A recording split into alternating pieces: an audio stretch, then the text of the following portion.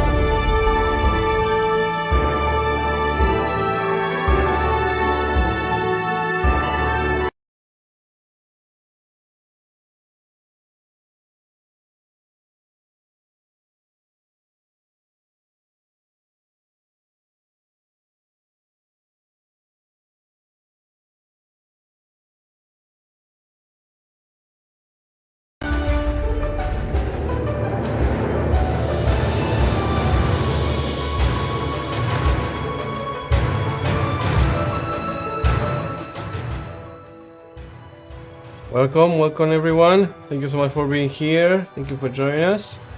We'll be here, we'll start here in a few more minutes. Thank you so much for joining us. Thank you so much, Pastor Rolly. Thank you so much, Pastor Berson, Mr. Wilter, and everyone, Mr. Ruben. We'll be here in a few more minutes.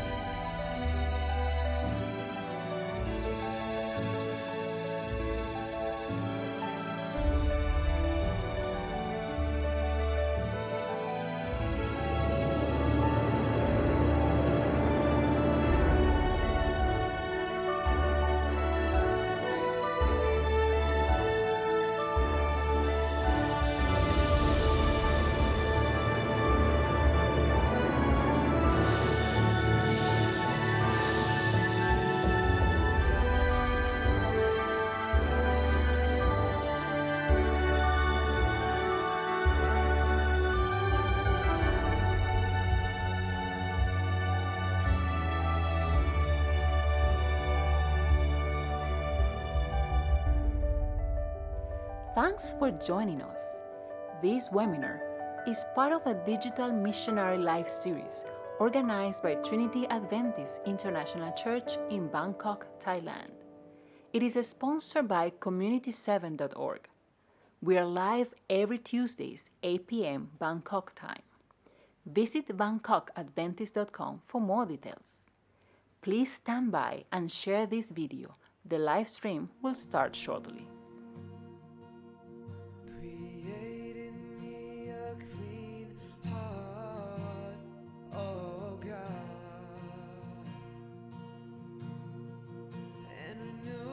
Spirit within me, create in me a clean heart, oh God, and renew a right spirit within me, create in me a clean heart, oh God. And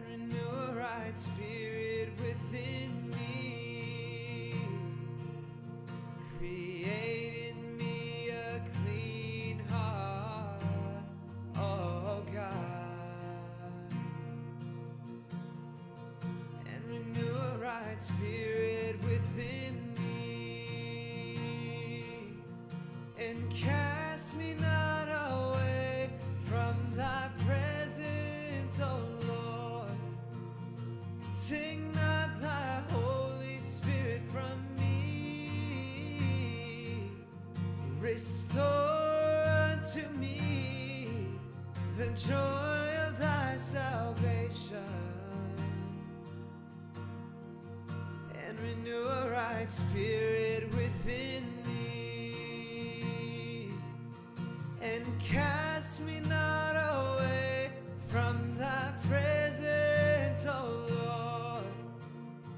Take not thy Holy Spirit from me. Restore unto me the joy of thy salvation, and renew a right spirit within me, and renew a right spirit within me, and renew a right spirit within me.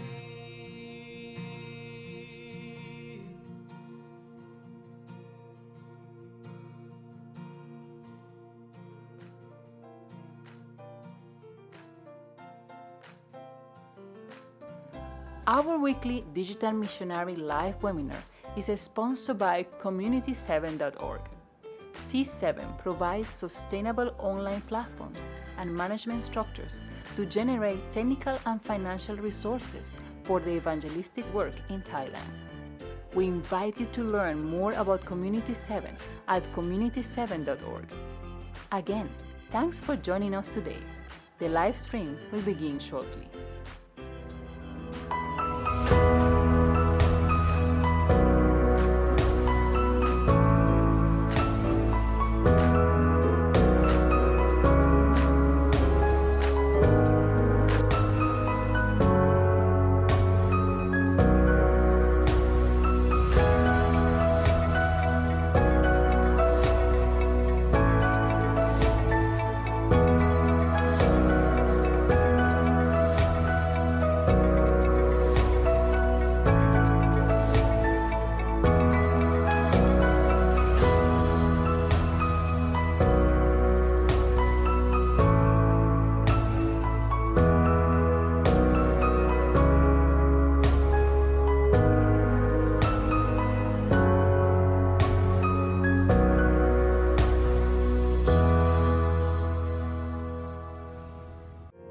Father, I have knowledge, so will you show me now how to use it wisely and find a way somehow to make the world I live in a little better place, and make life with its problems a little bit easier to face.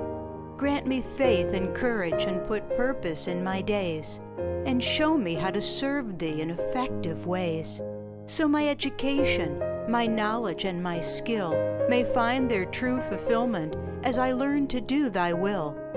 And may I ever be aware in everything I do that knowledge comes from learning and wisdom comes from You. Amen.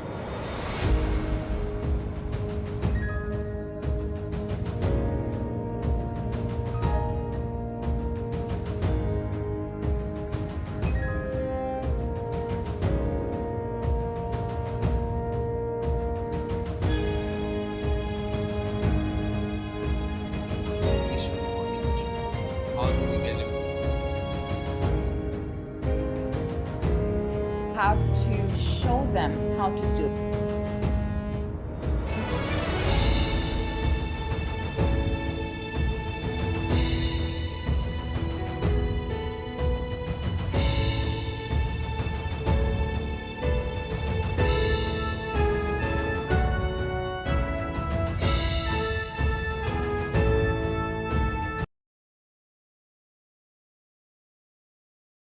Welcome everyone. Thank you so much for joining us here again on one more program for the Digital Missionary Life.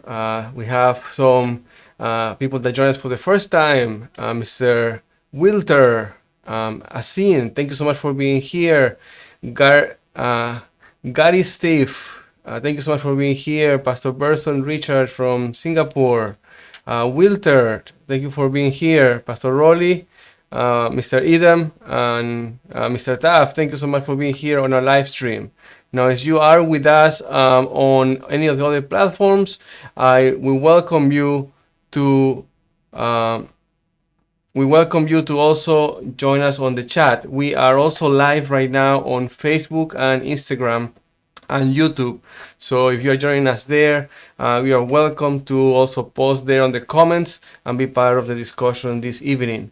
But if you want to be interactive and be part of the panel and be able to share with us and be part of the discussion, we welcome you as well there here on our Zoom channel. You can get the details from it on our website at bangkokadventist.com. Again, thank you everyone for being here. Thank you for joining us.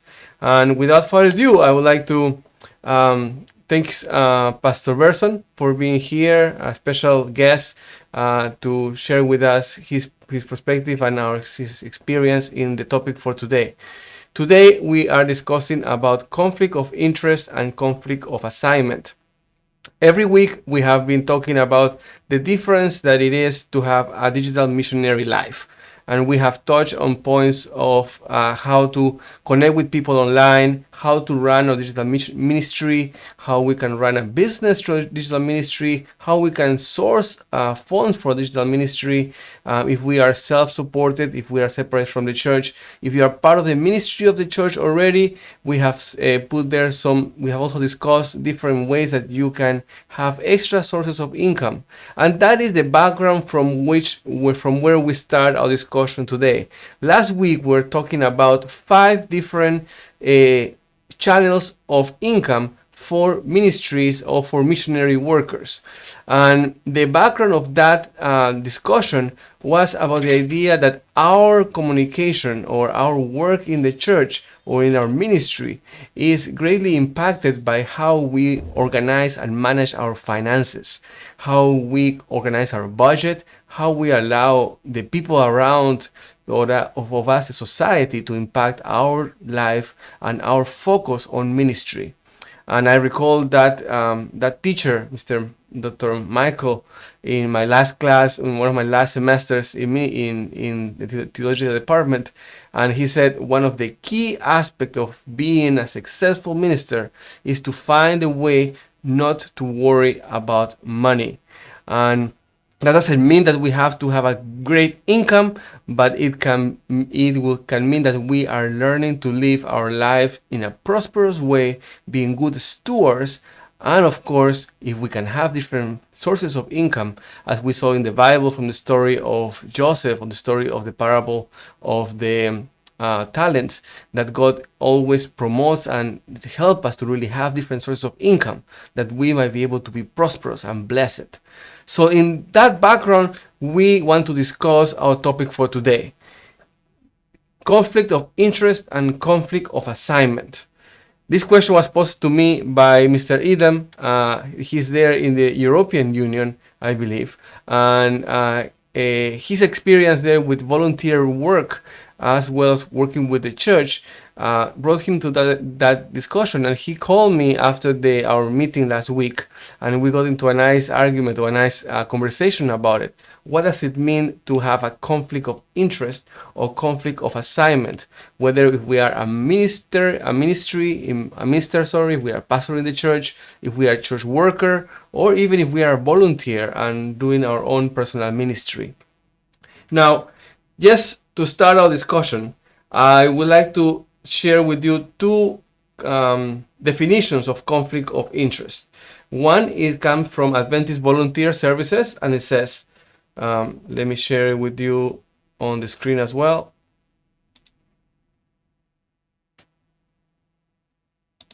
Let me share that with you on the screen. Let me see if that comes through. Okay, it's not working at the moment. Okay, we'll see if we can connect to it in a few more minutes. So let me see, it's working now. Okay, perfect. So let me just share this with you. This is the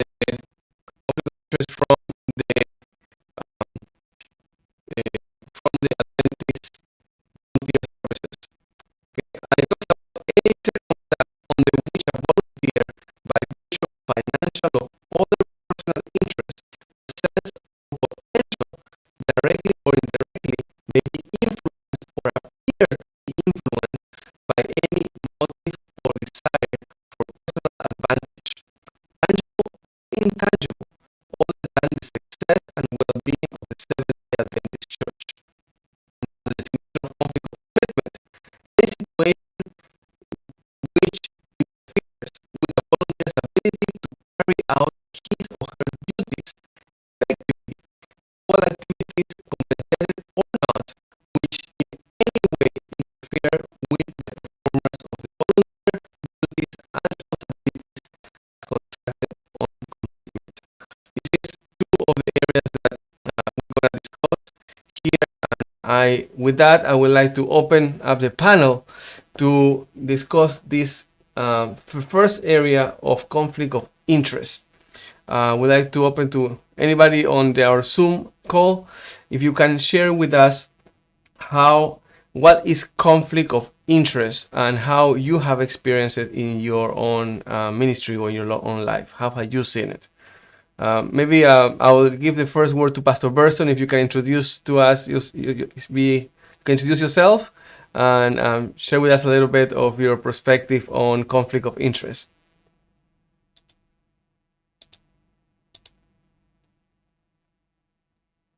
Your audio is...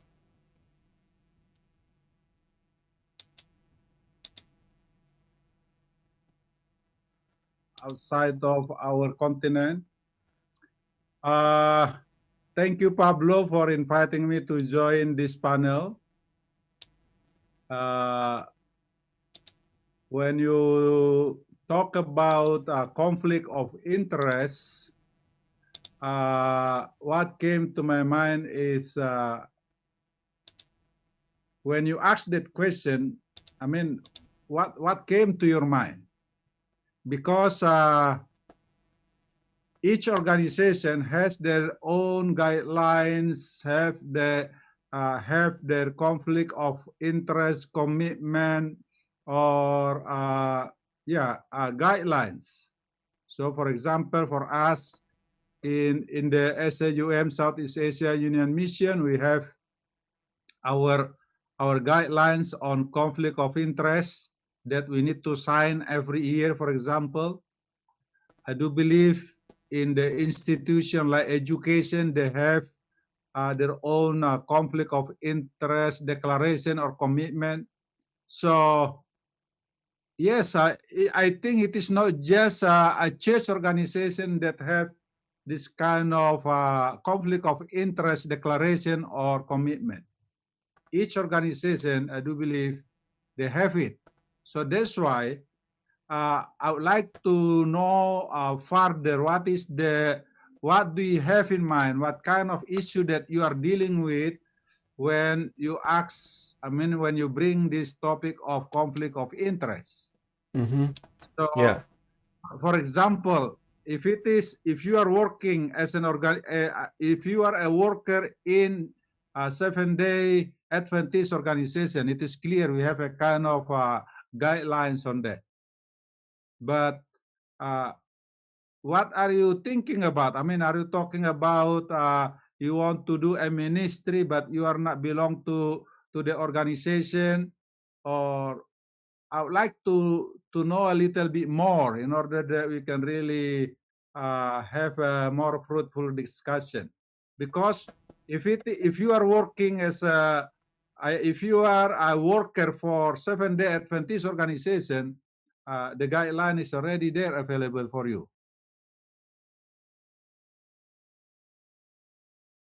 Yes, I understand. Thank you so much, Pastor Burson.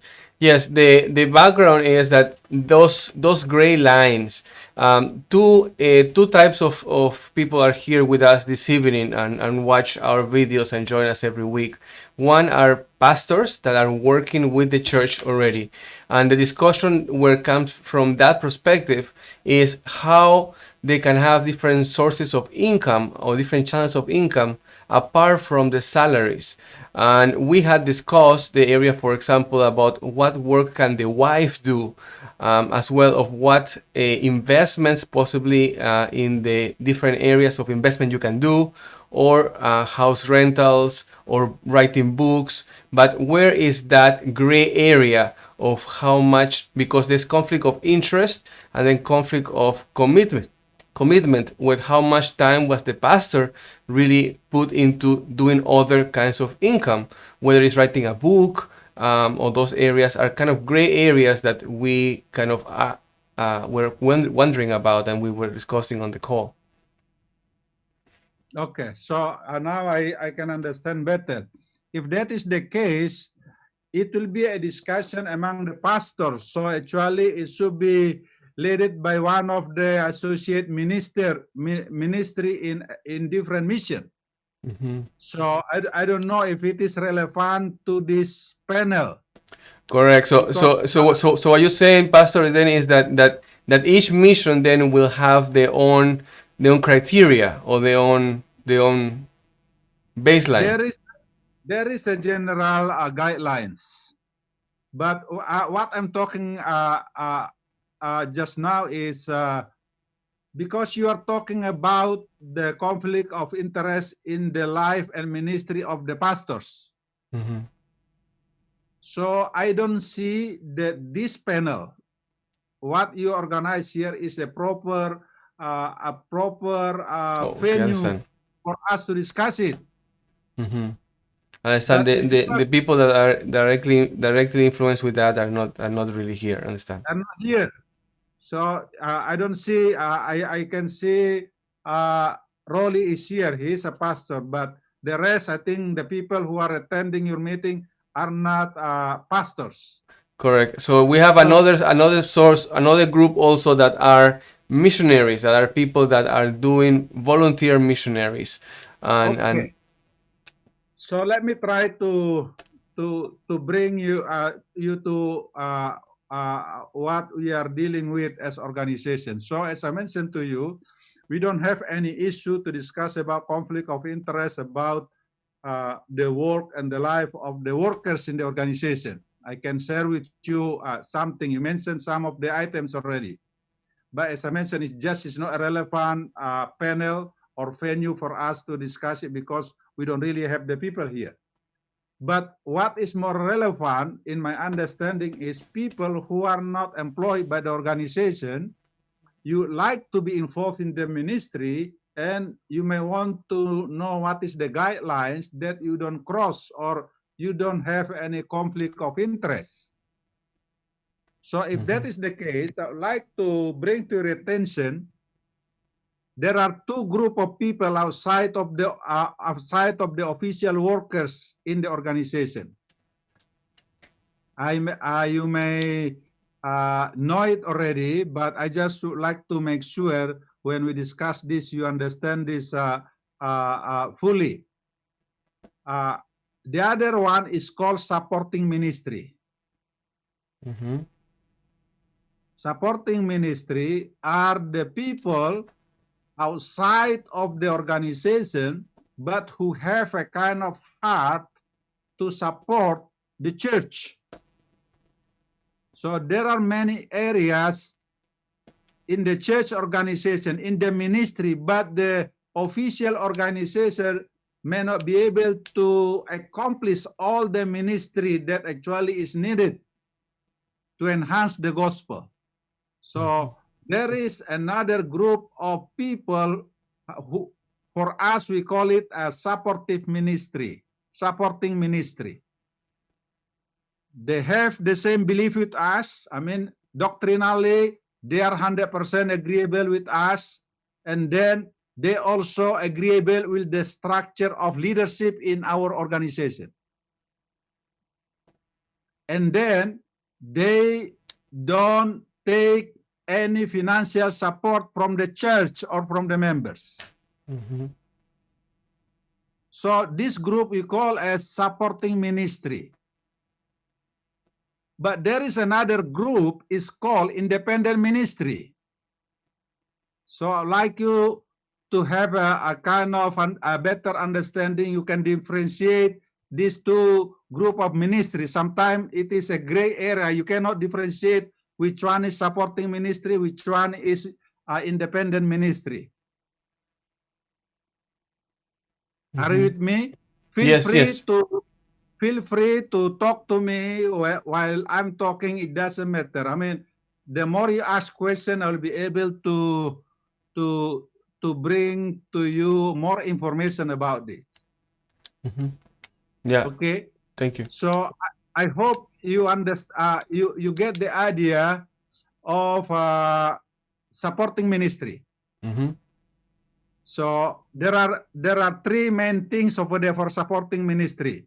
As I mentioned to you just now, doctrinally, 100% agreeable with our church organization. The second one, in terms of leadership structure, they accept the system that is in our practice.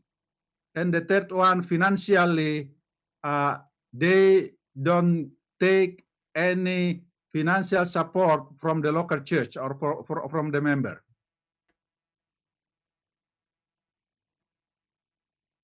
Okay, perfect. I understand. And the independent ministry, does they have the same structure? And the financial part is different? What is the difference between the two of them? The independent ministry, we have different issue with them. Doctrinally, they may not 100% agreeable with us. I see. So sometimes they disagree with one of the doctrine that we have. That's just a simple one. And then the second one, they don't like our leadership structure. For them, they say it is too long. The bureaucracy is too long. They want to do things very quickly, very fast. Because if it is through organization, it is very slow. For example, because when you are independent, you can do everything very fast. You decide by yourself, and then you do it. But if you are doing it in an organization, you need to be more patient because it is corporate. We need to bring it to a committee in different levels. Sometimes what is good for us in the committee, it may not well accepted and then disapprove it. So there is a plus minus about the leadership. But for the independent, usually, they don't like the leadership structure in our church. And then they just want to do everything very, very fast, according to their own way. The third one is the financial. If I can bring to you the what happened now is like millions of dollars went to the independent ministry people from the church, whether through tithe or offering, and without any accountability. So when they promote something, the member may be convinced, give them money. We don't really have a way to check whether the money that is given really fully utilized for the ministry. Because there is no a proper auditing system. In our organization, every year, we have two ways of auditing: internal auditing system and external auditing system. So organization will make sure that all the fund, the money that we receive from the church is really used with accountability. So there is a proper system to manage it, to control it, to monitor it. So if it is independent, I receive the money, I use it according to what I like to use it. There is no monitoring, there is no controlling, there is no auditing. Correct. So, these are the different.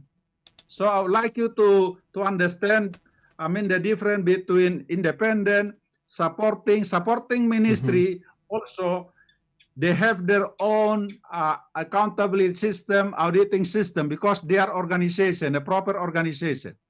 I see. Now, one question that came to here is in relation to this area here, for example, as a volunteer. That will be as a volunteer, that will be maybe a supporting ministry, somebody that is offering time or their services for the church. And the question is here, you were saying is about the influence.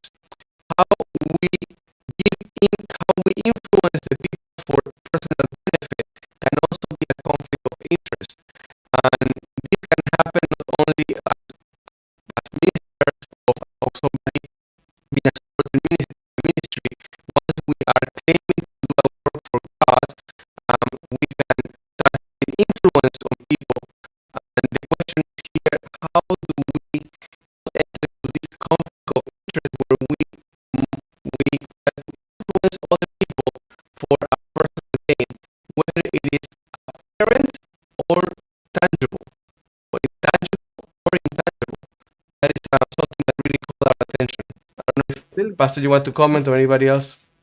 Please give a sample of the case. Yes, it is. For example, when a pastor, for example, promotes a specific book, for example, on the church members, or when there is something that we might demonstrate on the church as pastors, or if we are running a ministry that the people that we are ministering to, then we offer a specific product, or we showcase a specific item that we are using, and it can have a benefit on us directly or indirectly. Okay, that's a good sample. So let me try to explain this way. As a pastor, or as a workers in the organization, we are given a kind of just say authority, or actually it is part of our portfolio to promote any materials that is produced by organization, but not promoting any materials that are produced by other organization or by other people. So that's the guidelines. Okay. So it is our part of our job to promote any materials that is produced by organization. So as a supporting ministry, we should also be under that same guideline. As a supporting ministry, it is a little bit different, because you are not belong to organization, but if you know something, there is a kind. Oops. Pastor? Are you still with us? Okay, everybody else is here with us. Are you listening to me? Pastor Ronnie, are you okay? Can I read the definition again? Yes, go ahead. I see in the definition here that the conflict of interest. I'm not sure if this definition by Adventist volunteer service is the same as its mission, because it was pointed out already by Pastor Berson, but maybe they have another one at SAUM. But let me just read this one based on this one presented here. I was looking for my workers handbook. Correct. I couldn't find it. I cannot determine whether it's the same or not, but it's based on here. Conflict of interest here is influenced by motive. Any motive or desire for personal advantage, tangible or intangible. If we're going to explain more on that, it can be that anybody, even working in the denomination, even poor, or inside, or a worker or an officer or not, as long as he is salaried by the denomination, it can be intangible. For example, such person is doing something, it may not be financial, but then he is influenced by his personal motive, and that is a conflict of interest. That is one sense based on this definition. If it is tangible, it can be in matters of, for example, financial. This is a very broad definition of conflict of interest, which I think is based on the principle of conflict of interest, because we're going to understand biblically conflict of interest. There's only two kinds. It's mammon or God. Mammon is a representation of the love of self expressed in terms of mammon, and the other one is God. That is why the Bible keeps on saying, love the Lord with all your heart. It means there's no conflict of interest in there. And other than that, that serves for ourselves, it can be anything, is a conflict of interest. And that is a broad definition biblically. And if we're going to make it into localized as organizational, it's like organizational conflict of interest or not. And that one, based on that definition, is hard to determine because it is only based on the motive. And when we judge others' motive, we will always be reminded by Jesus in Matthew 7. Do not judge others, and that is it means motive, and we are to determine in very, very clear broad daylight, given enough time for hearing, whether a person has conflict of interest.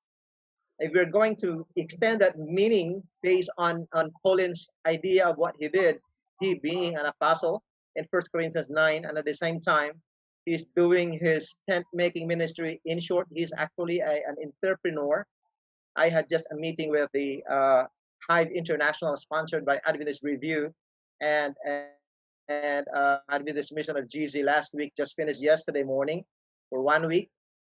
And the Hive International, sponsored by these two institutions of the General Conference, they keep on saying that we are in a priesthood of all believers, and that they do not like the idea of laity and clergy, although there are some pastors to train. In that case, it would be a kind of a question, whether an issue, whether a conflict of interest on which level, letter of the law, that is according to the policy level as it is written, or the spirit of the law, meaning according to the intent of the author of the law, which is a principle which cannot be changed, because principle cannot be changed.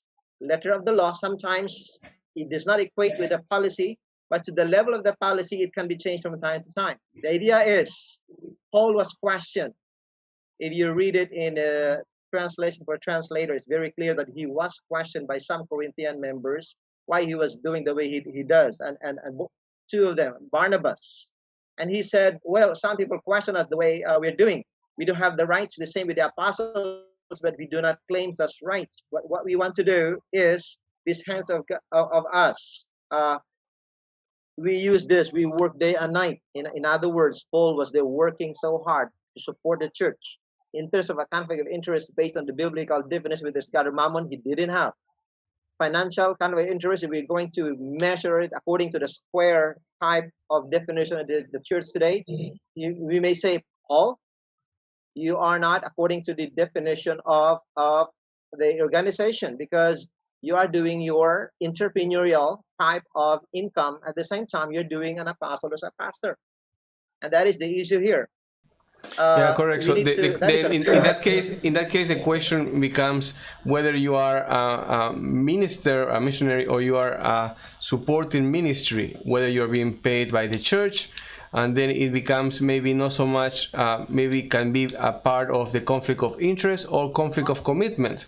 Because if your time is being shared between two areas of work, or two full-time works, so one full-time, one part-time, it begs that question of how much work are you putting to each area. For example, I am a self-supported ministry. I might say I do my work online. I have different sources of income, and I spend most of my time trying to develop areas to support the church. Now, I can say, well, I spent of my 40-hour week, I spent 20 hours in my ministerial week work, trying to do ministry, trying to help the people, and 20 works doing my job, what brings in 80% of my income. So it is.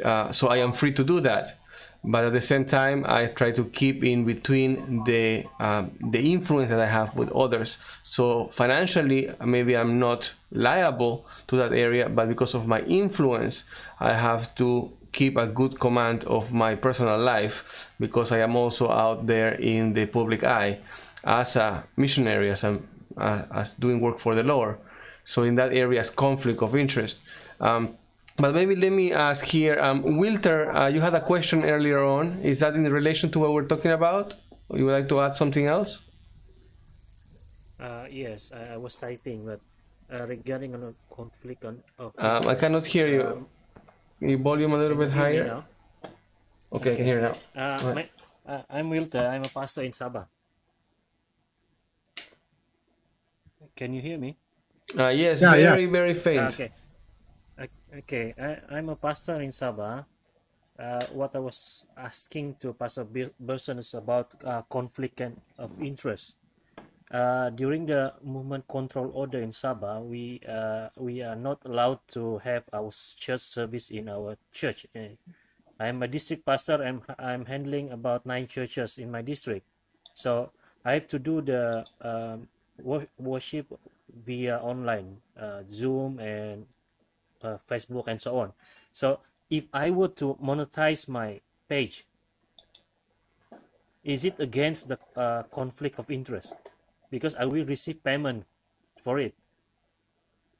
Okay. So, what are you talking about the income? Are you charging the people who are attending your meeting, or is it because you have so many followers and then like YouTube or Facebook and then give you a kind of benefit? What are you referring to? I'm referring to I'm not paying anyone. Because I'm doing my ministry online at the moment. So because there are so many followers, then I will receive payment if I monetize my page I mean, you receive payment from where? from YouTube or Facebook. Okay, okay. So, so your question will be, is it a conflict of interest for you to receive a benefit from YouTube because of your ministry? Yes. Okay, so I think it is just like our pastors. Okay, now we are going to talk a little bit about the life and the ministry of the pastors.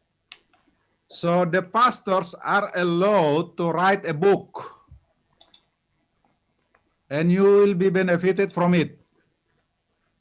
A pastor also is allowed to do translation, to translate a kind of material to your language, and you can be paid per page or whatever it is from that.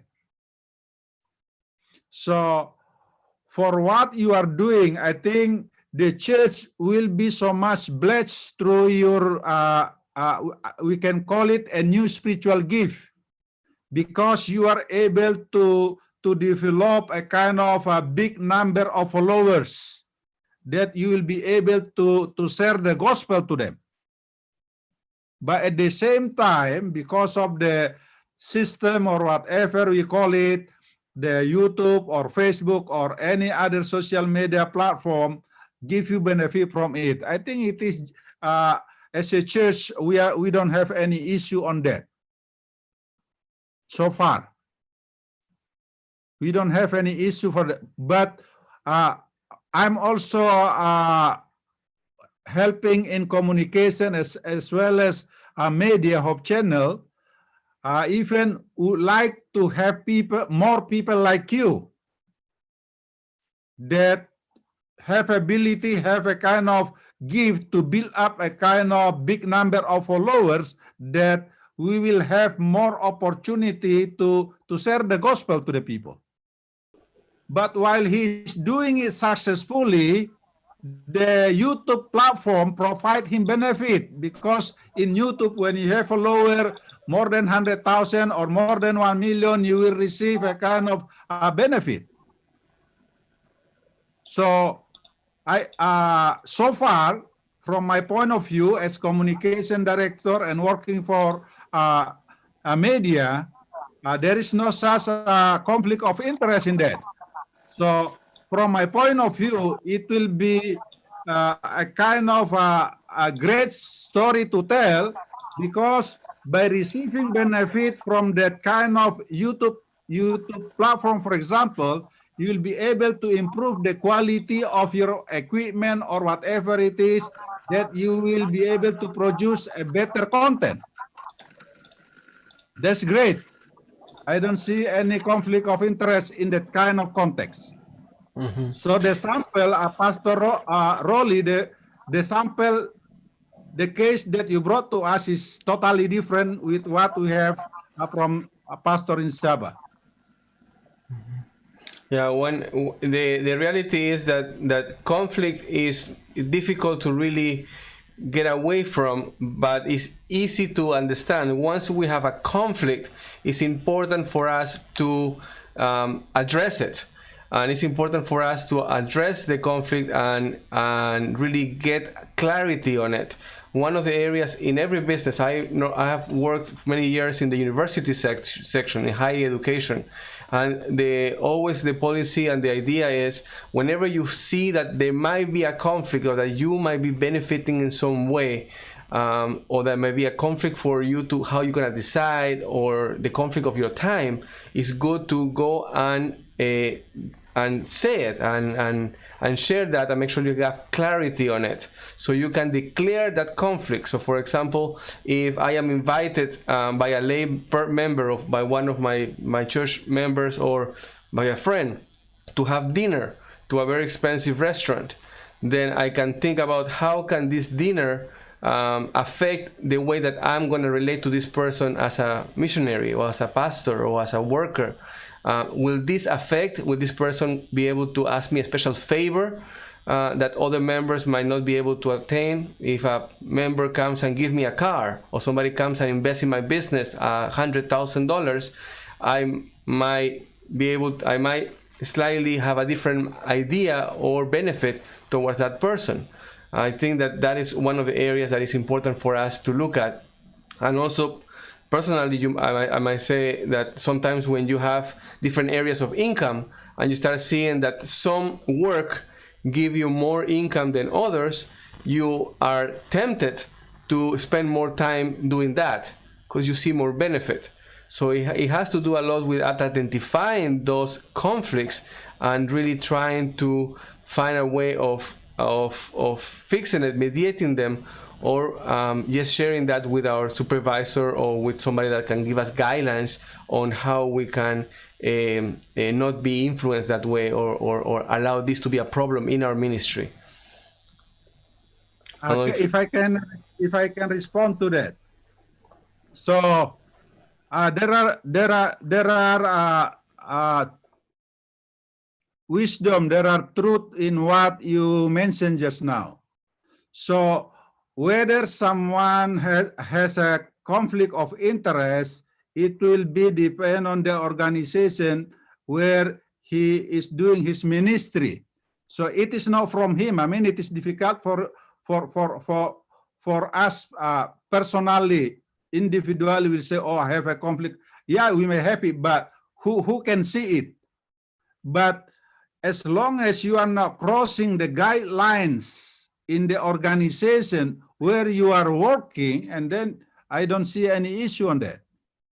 So that's why I mentioned to you, if you are talking about a church organization, we have a kind of guidelines for conflict of interest.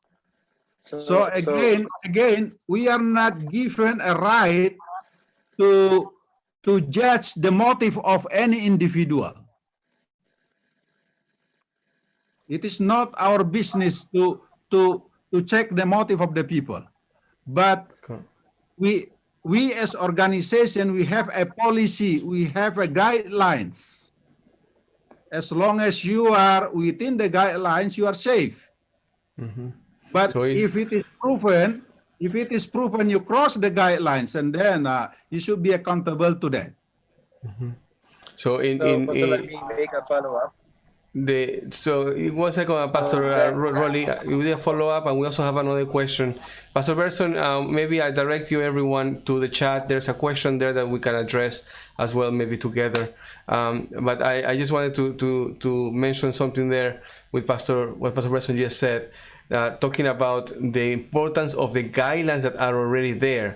I see a great importance for us, whether we are pastors, whether we are independent ministries, or we are supporting ministries. It's important for us to be familiar with the policies of the church where we are working, to know how the church is established in that area. They already have guidelines and policies in place based on the best practices in the region. It's important for us to be familiar with those policies, and as much as possible try to abide by them and be able to really find areas for or people that we can trust, that we can share and ask advice from to prevent any of these conflicts. Yes. So Pastor Rolly, very quickly you can follow up, and then we have a question there on the chat from Pastor Edson. Edem. I was actually asking about that Thai pastor's wife. The wife was doing business, and I don't know how wide is our understanding about business, because when you are an employee and not salaried by the mission, the wife is not salaried by the mission, and she is working for someone's, for as an employee. When you're an employee, by definition, means you're working for someone's organization or business. Instead of working for someone's organization or business, the wife opted to do self-supporting income.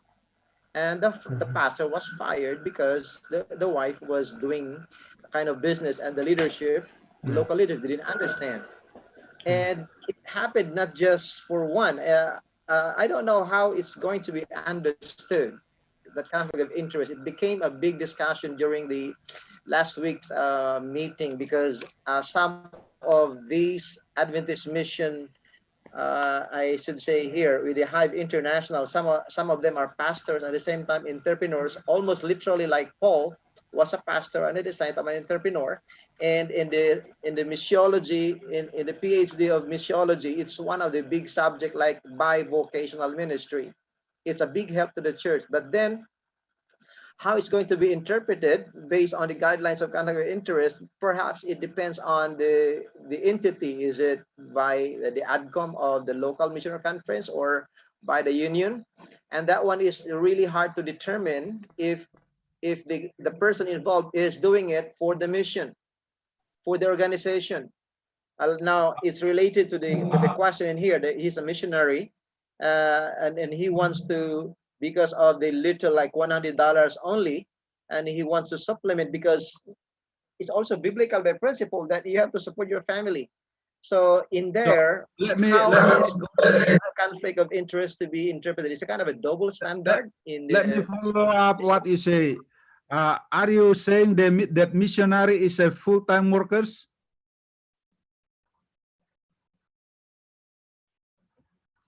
Hello?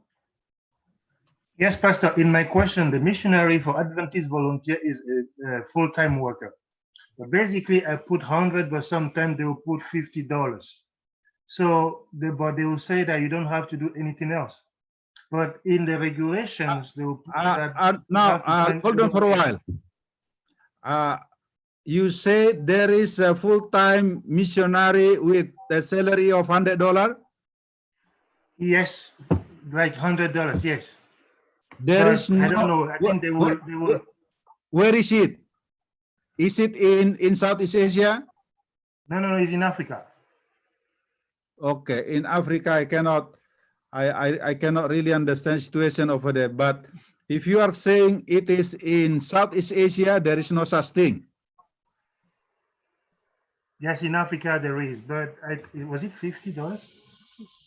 I think it was basically 100. But they say that, well, you have to be able to make sure that your family is taken care of by yourself, but at the same time, you cannot do anything else other than that. So it looks like basically it is something impossible if you have a family.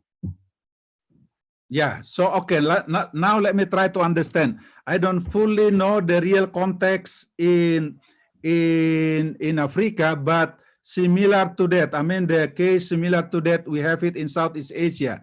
Because we have different countries here, they have different practice. But in general, it's like this. As a full-time worker, you cannot have any sidelines income. That's the first one. The second one, your wife is free to work anywhere as additional income. It is acceptable to organization. It's not a problem for your wife to work whether inside the organization or outside of the organization, even though you are a full-time worker in the organization. Okay, does it mean that, okay, I don't want to make the case too much complicated because, for example, my wife is a nurse And then when we find some time ago the two jobs at the same time, it's okay, let's take both because we can work together for the organization. But the reality was not possible.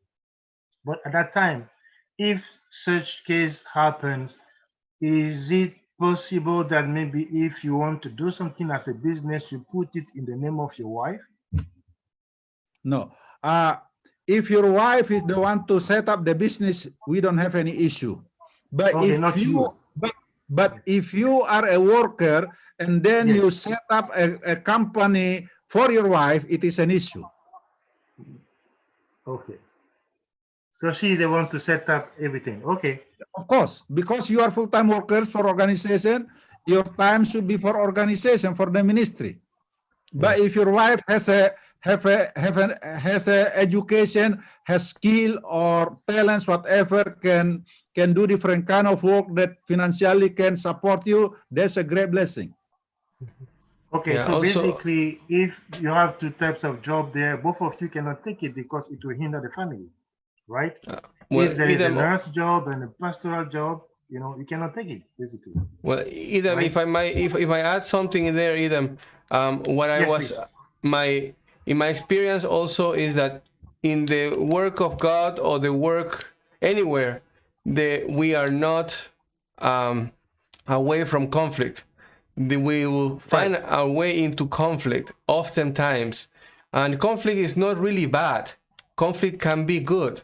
But the thing is that we need to be able to disclose that conflict and find a positive, how to make it work for the church. Right. So in your case, for example, as a volunteer there, we in administration normally have, every year we have to sign a conflict of interest form and disclose any possible conflict. For example, if I receive donations from a member, or if my children are receiving a scholarship from a member, then all those things I will disclose. And on the disclosure, there are panels or there are committees in the organization that will look at that disclosure and then will determine if that is okay. So normally before the appointment, what I will suggest is to get in contact with the people that will be a supervisor or the committee, the appropriate committee, and disclose your conflict. Say, look, I have 2 houses for rent, or I have a business online, or I have this income, and this that do not, or this only ask me to spend so many hours a week, and it will not hinder my work as a missionary, as a volunteer, and that can be discussed by the committee. So conflict is not necessarily something bad, but it's something that we always need to disclose and try to mitigate and leave in the open. Once I can make it open and transparent, then that conflict eventually goes away, or is no longer a conflict of interest per se. I don't know if that applies to what you were asking.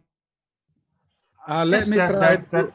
That helps. Thank you. Yeah. Yes, Pastor. Yes, Pastor Richard. Let me try to share with you a different context. So I would like you to understand this. Different contexts, different country, different mission may have different conflict of interest guidelines. So it is not universal.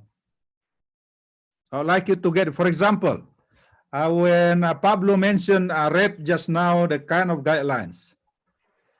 For in Indonesia, I came from Indonesia, but I live in Singapore for almost 20 years. So there are 2 different contexts. So let me try to share with you so you can have a broader understanding about this. In Indonesia, if you receive any donation, it is a blessing. It is not a conflict of interest. Whether the member purchase a house for you, or purchase a car for you, or give you a refrigerator, it is a blessing. Organization will not consider it as conflict of interest as long as you are doing your ministry. So there's a practice over there. But in Singapore, it's different. So in Singapore, there is now a conflict of interest guidelines that you should not receive a gift from member more than $100. So that's why, please don't generalize. You need to talk of what kind of guidelines you have in your context, whether in your mission, in your union, in your institution, in your country. So it is very, very, very different one with another in this case. I do believe in Malaysia is different in terms of, just say a worker to receive gift from members. It could be different. So that's the real situation. So when it is not a law in your context, so you just comply to it. I'm from Indonesia. If I'm in Indonesia, when I pray to a member, the member will not feel good if they don't give me some amount of money when I left the house. If I don't receive it, they will not be happy. So it is a culture over there. And it is acceptable for that union to accept it.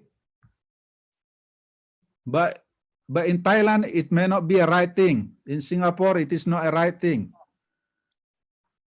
So I hope you have a better picture about this kind of situation. Yeah, so definitely, Pastor. what I would like to suggest is see what kind of guidelines in your context, in your institution, in your organization, and comply to it. Mhm. You cannot use yours as a guideline for other contexts. So, for example, the auditor will check on you based on what policy you have decided to apply. The policy could be different from one union to another union. So in your union, the auditor will check whether you comply with the policy or not based on the policy that you adopt in your organization. They cannot use it for other organization because they may not adopt all of this policy for their organization.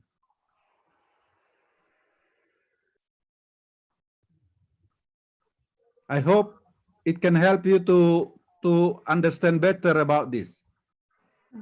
Pastor, Yes, yeah, can I ask about something about policy? go ahead. It's like this. The situation is like this. If my wife is working and she earn more than my salary as a pastor, okay, that's the situation. And then when I pay my children's school fees and our school here in Sabah, so I will not get the 60% of claim. They will only give me 30% because my wife's salary is more than mine. Is it in the policy? No. So you cannot ask me. I do believe that is the policy in your organization. Oh, okay. The policy is not applied to us in the union. In the union, we don't do like that.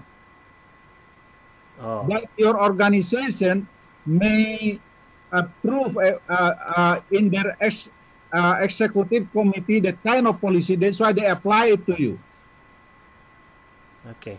So as a worker, I've been working for almost 14 years, and then I'm a regular pastor.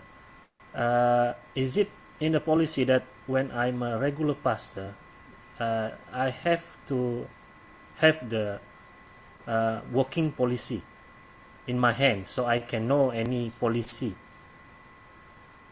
Okay, I think that's a very good question. You should ask that question during workers' meeting. We've been asking, Pastor. I know. So I'm so sorry to say that our organization also, have a kind of weakness. By right, every workers in the organization should be given the policies. you should have access to any policy, the updated policy, because there are updated policy from time to time. But sorry to say, some of our treasurers, they hide it, so you may not able to claim your rights sometime. That's happened. I mean, I talk to you openly about this because I went through this kind of situation. But you are entitled to know about the policy in your organization. The best person for you to get it is through your executive secretary or to go to your associate minister, what do you call it? Ministerial association. That's the best way. So you don't have a kind of why I'm treated unfairly like this or any other things. Because if it is in the policy, you should not be questioning about that, whether it is fair or not. Okay, thank you, Pastor. You're welcome. I've been asking for it for 14 years. I know. When I came to Sabah, I talked to, during workers meeting, I talked to the officers that every worker should have the access for the working policies. Pastor. Thank you so much, Pastor. Thank you so much, Pastor Wilder. Thank you, Pastor Rolly. Thank you, everyone, for joining us here this evening. It's really a blessing to be able to share. And even if some of us are not working or we are not paid by the church currently, we have a lot of information from. I hope that you have get a lot of information from this meeting that can really guide you into how you understand conflict of interest and conflict of commitment. Because even as missionaries or as independent ministries or supporting ministries, as Pastor Berson said, it's important for us to be guided towards one objective. And that one objective is really to share the word of God and to influence others, to connect with others in the line of Jesus Christ. And I think that in my own experience, trying to be as close as possible with our local organization, to work with a local church, work through the church board, work through the mission, work through the conference or through the union, that you are assuring your ministry for longevity and for also accountability. So that's my advice for my own experience. I come from South America, when a lot of the big ministries developed as independent ministries and created a lot of difficulties in the division. And in South America, we have many big ministries that sadly they are not allowed to be in the church because the way that they conducted themselves. And I think that here in Southeast Asia, many of those problems are not yet, we have not found those problems here yet. But it's important for us, in whether we are church workers, whether we are volunteers in the church, on whatever ministry we are having, to always try to connect with our local organization, know their policies, try to see how we can work together with our pastors, work together with the mission, know what the policies are, and relate to them what conflicts we are having, what difficulties we are having, and they will be able to guide us as how to best navigate these difficult waters.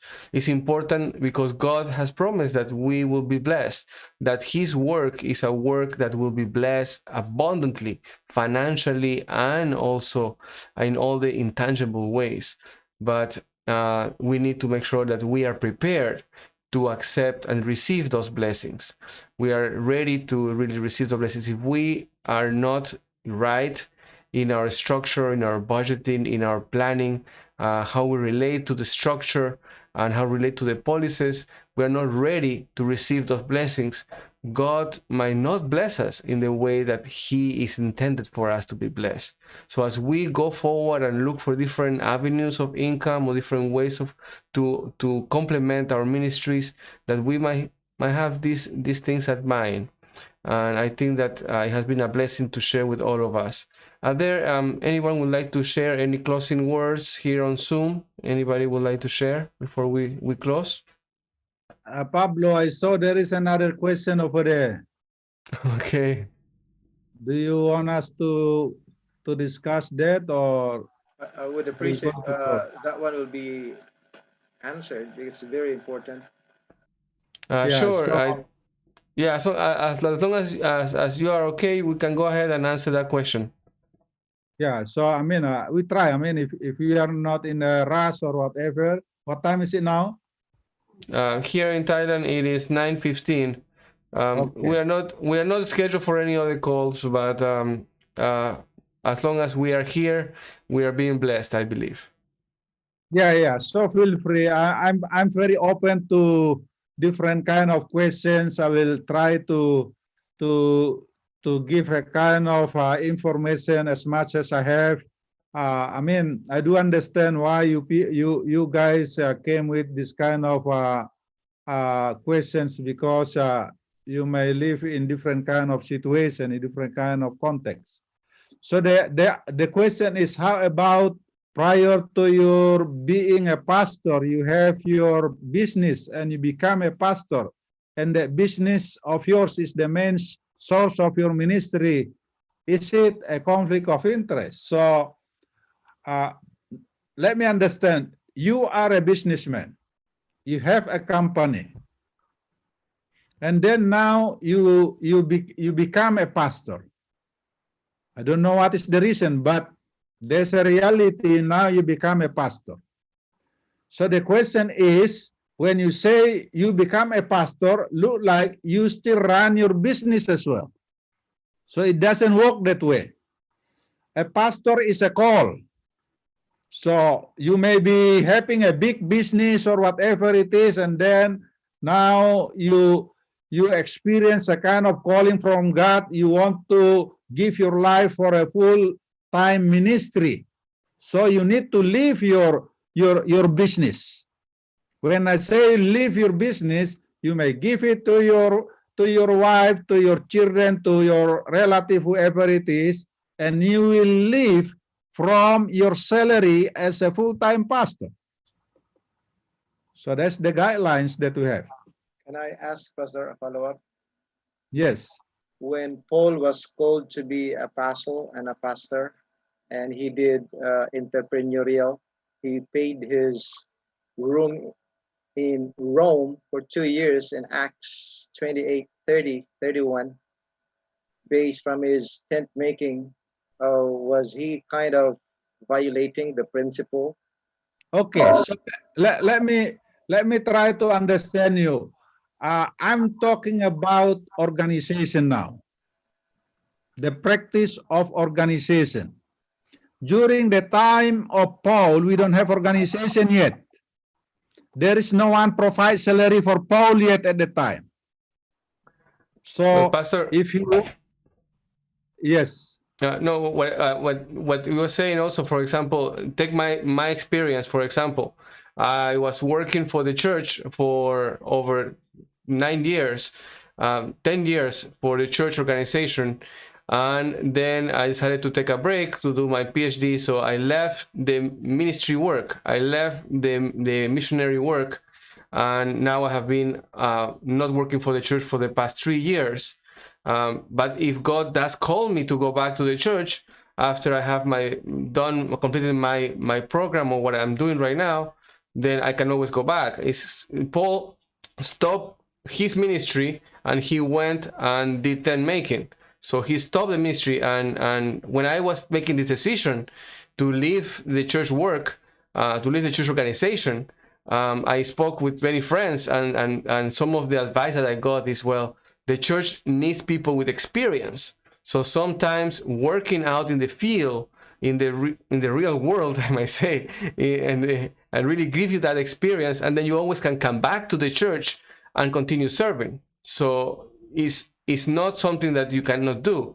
It's of course difficult because of the organization that we have, how it works for the calling, but you can always stop being a pastor, work, and then come back when you're ready, if that is what you want to follow Paul's instruction. I don't know if that comes into.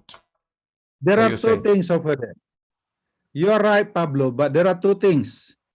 If you go out of the ministry, It is your right.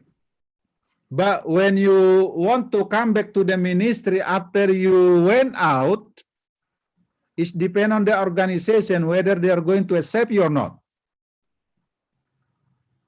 Whether there is a vacation for you, or not.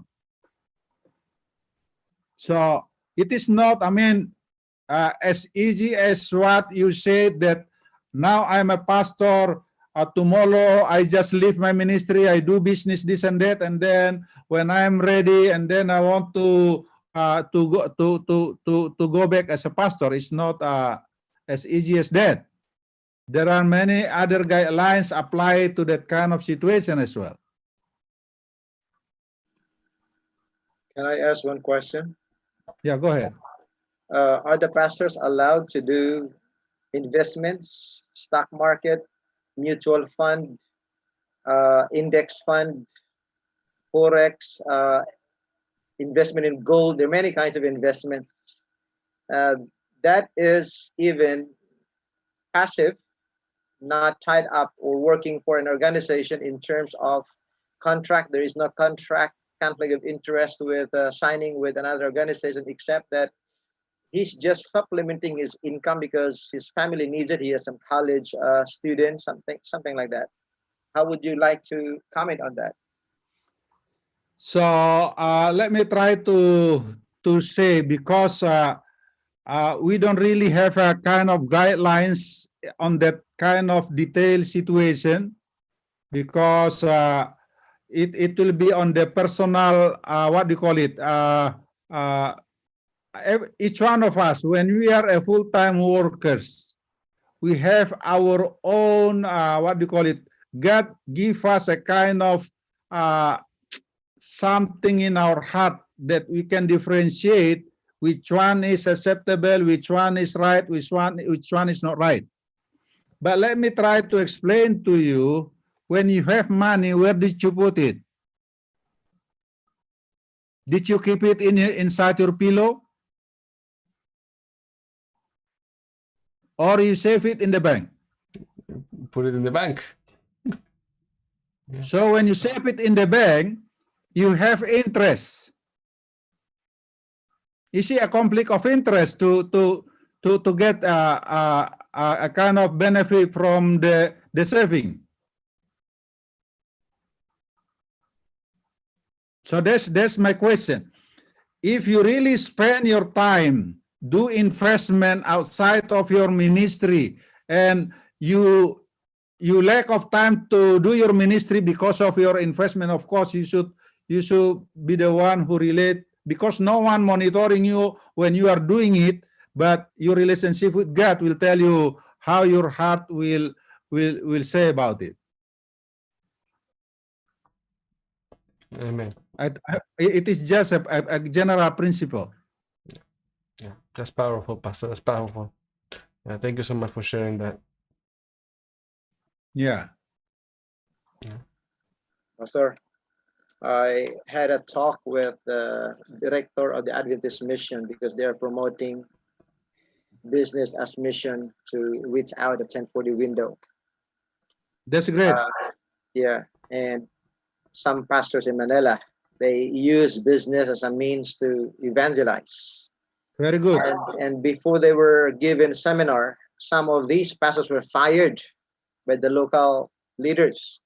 And so what happened? The Adventist mission director went there and gave seminar to the local leaders. Hey, we are promoting business as mission. Do not fire them. And one of them was not fired anymore, and so it grew. And it was documented. I can show you the chat there. And he said during the discussion, I don't have any issue on that. I fully agree on that. yeah, it's not business. It's not merely business. Business as mission. It's a context. It's a context to approach.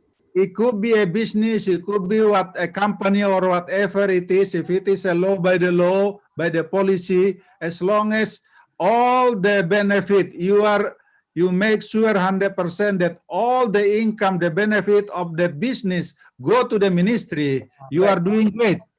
Right. And there's another one. the director encouraged, do not worry. My colleague here in the general conference, he was fired 3 times by the local mission conference because they do not understand the approach of the Adventist mission in doing business as mission. But he had to communicate well. He didn't get discouraged, and he kept doing business as mission until such time he was able to reinstate it to the ministry. It is So possible. in my understanding there, it seems to me like the local leadership needs to be given orientation and how we approach, especially the 1040 window. Like when they know that you're a pastor, there's a distance already. When they come to you as businessmen, they are businessmen. And I want, example, one time a businesswoman came to me, Rolly, I wanted to be in my company. That was in 2015. I wanted to be in my company because I wanted to really be a part of my company. And I said, Tip, I cannot be with you. Why not? I am a pastor. Why not? It's a conflict of interest. Well, how can you be with me? How I can be with you? We need to be together. And I said, we are very close, but I just directly spoke to her because we are very close. I said, okay, you give me a Bible study and I'll go with you. And she gave me time for a Bible study, and we had a Bible study. What happened? Her partner in that business was taking her to another country until I just believe it was not God's, maybe it was the devil's idea that the Bible study would be stopped. And it was discontinued, and so I discontinued also. Instead, her member of that business was the one given Bible study, and she was baptized. And I gave it as an example. When these people came to me as business people, the only way that you can communicate with them, because their type of business, there are many kinds of business models. Their type of business is you can only be apart with them, close contact with them daily, weekly, monthly, if you're a part of their organization. Many kinds of business models, as I heard last week. And I said, okay, when she closed the door for Bible study, I was not a part of her organization anymore. And I said, sorry, that was a case of a business as mission. And it's good I was not misunderstood that time, and I was not fired. Right? You see the idea there? It depends on how that conflict of interest is to be interpreted. And I believe as missionaries, we should not be judged right away because our motive is not easy to see. Only God knows. We are here in a foreign country to help the work for the window for the benefit of the church. Pastor, communication is very important with your college and your leader. So if you see that kind of situation, if I was you, I will communicate with my administrators, tell them if they are happy if I go ahead with that kind of situation. So it can solve the misunderstanding and solve many problems. Thank you so much, Pastor. Thank you so much, Pastor Rolly. Thank you so much, everyone that joined us here this evening. It's really a blessing to be able to share, and one of the purposes for these meetings on Tuesday is to share those experiences with our pastors as well as with other missionaries and volunteers that are also giving their time and their money for the work of God. Yes, go ahead. Who is this? Hey, Gary. I recall the last time Pastor says that if the pastor will build a business for his wife, and then that would be a conflict of interest. That's what I heard. But they are family. They plan for what's this one? For the good of their family. So is that a conflict of interest, Pastor? If he built the what's this one? Yeah. Is this for the wife? So this is something that we need to understand well. As I mentioned to you, a call to a ministry, just say a call to a pastor, is a full-time commitment. So Yes, Pastor. Yes, I know, Pastor. Yes, it is. It is. But my point is, he just only what? Built a business for his wife, for the benefits of his family. yeah, that's the issue. So if it is before he become a pastor, it's not an issue. No, Pastor. My point is, during the time when he is already pastoring, then they plan together with his wife that they will build a business. Is that a conflict of interest? It is according to our guidelines. How come it becomes a conflict of interest when they together with the whole family plan that one? But it And can also be called conflict. Is conflict, not conflict of interest, but conflict of commitment, because he's already committed to one work, and the work of ministry is full-time work, not only 40 hours, but is all the time. It's a lifestyle, it's a calling. So it might not necessarily have to be conflict of interest, but it could be conflict of commitment, and that's why it's important to maybe check the policy very carefully. But as Pastor we have pointed before, is that it's not like you are as an accountant or administrator when you are working and clocking in 40 hours a week, and you say in the evenings I'll have a different business. It is a calling, so that's what the policy is written about. That's So I believe that we have discussed. does it mean that when the family are planning to do something, does it a conflict of interest or conflict of commitment? What do you mean to do something, plan something? You I need mean, to, like business. The Yeah. whole family. Yes, because he is a father, so he must be included in the planning. So I think So you're yes, because it seems that when the family, when the pastor together with his family is making a plan of having a business, it's a conflict of interest or it's a conflict of commitment. So how was that? Yeah, so let me try to explain again. We are not what do you call it? Our part here is try to update, to inform you about the guidelines that exist in our organization. Yes, I know, Pastor. I know, but my point. Allow me to continue. But you are trying to rationalize us. You try to tell us that to set up a business for a wife or for a children is a good thing for the family. That's not the issue. The question is it a conflict of interest for a pastor to set up a business for his wife or for his children? The answer is yes.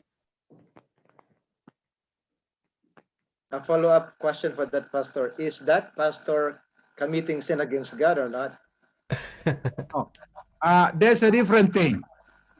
So again, that's why when we talk about policy, you may not we may not be really can talk about the Bible, because the Bible policy is another thing talking about organization.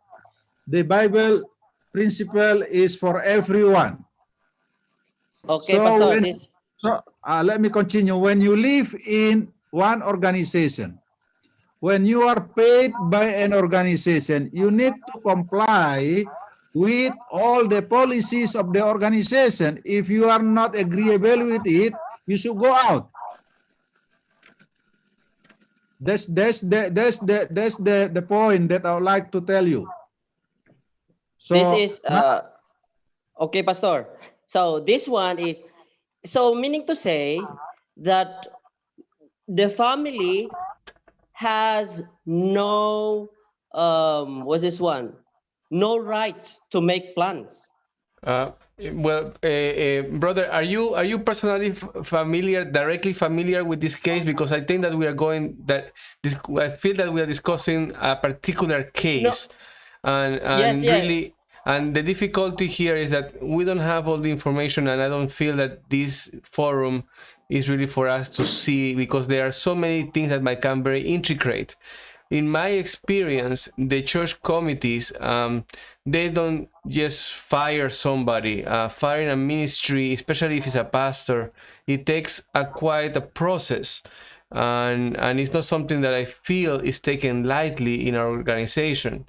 So I will say that for us to discuss a particular issue, in this case, it will not be correct, because we don't have the information that it goes around it. We can just discuss the policy and how the practices might be inclined in our different points of view. But for a specific case scenario, I'm sure that there are different committees that will have looked at the case and will have discussed it. And in my experience, where I have seen people go through these issues, normally the committees will send a warning, and they have a letter, and then they have a verbal communication way before any other steps are taken. So if it's a specific case that we're talking about, it's difficult for us to relate to that maybe in this forum. And it's really important for us to understand. It's true that our organization, as every other organization, might have it has its difficulties and challenges, and at the same time there are some procedures in place that tries to mitigate that these kind of decisions will be taken lightly, and I will trust that those things were followed. And again, at the end of the day, I think something that Pastor Berson said that was very important for me is that we try to follow God's lead and try to follow his instruction. And I have, in my own experience, I have been through a lot of things working for the church and out of the church. And those experiences have built me up in my relationship with God.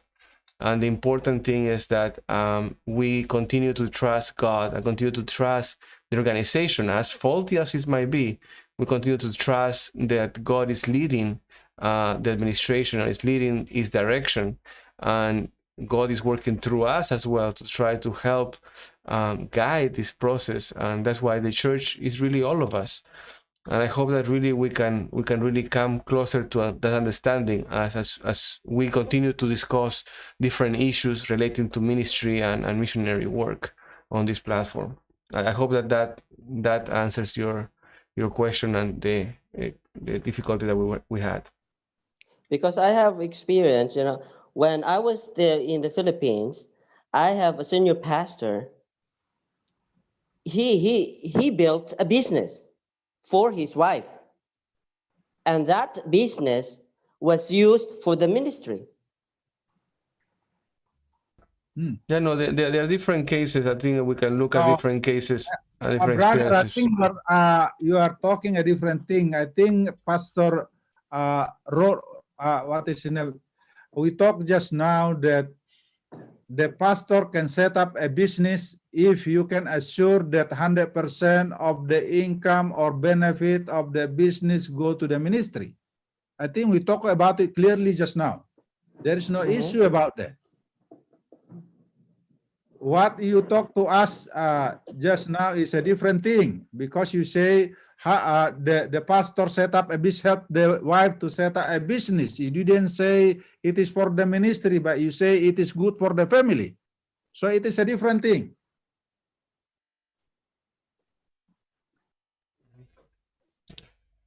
Okay. Well, thank you so much, Pastor Berson. We appreciate so much you being here. I know the time is running out and we don't want to keep you so late. The video will be available for us to continue the conversation offline. If you want to go to our YouTube page or Facebook page, the video will be available there. You can comment there and we'll continue to follow up and continue with your comments on that platform, on Facebook or on YouTube. And again, I thank you everyone for joining us tonight on this conversation about conflict of interest and conflict of commitment. I would also like to invite you next week, Tuesday at 8. We're going to be talking specifically about community7.org. I'm going to be presenting about the work that I am doing with this company and how we are serving the ministry and how you might be able to benefit yourself and your work in the church through what we are doing. So I'll go a little bit deeper into our areas of work. We are working in management, financial management, as well as resource management and digital management. So I hope that you all can come next week and join us, as well as invite those around your community to join us for a nice discussion next week about Community 7. I will invite you all to learn a little bit more about what I am doing and what we are doing here in Thailand. And with that, I want to thank you so much, Pastor Berson, Pastor Rolly, Mr. Ruben, Mr. Taff, and Pastor Gary, Pastor Edem. Thank you so much for joining us here on Zoom, being part of this discussion.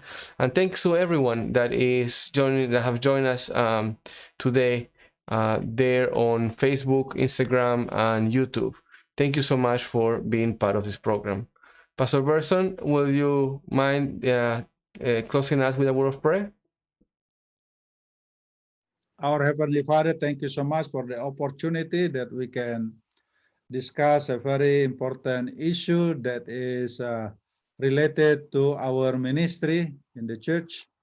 We pray that you will guide us to see it from a positive perspective that will help us, that will guide us to do our work according to your guidelines, according to the policy of our organization, and we can be fruitful in doing all the ministry according to your will. Thank you for Pablo who organized this meeting. Bless him in his ministry. Bless also all who have participated in different ways through the social media. Thank you for being so good to us. I pray in Jesus' name. Amen.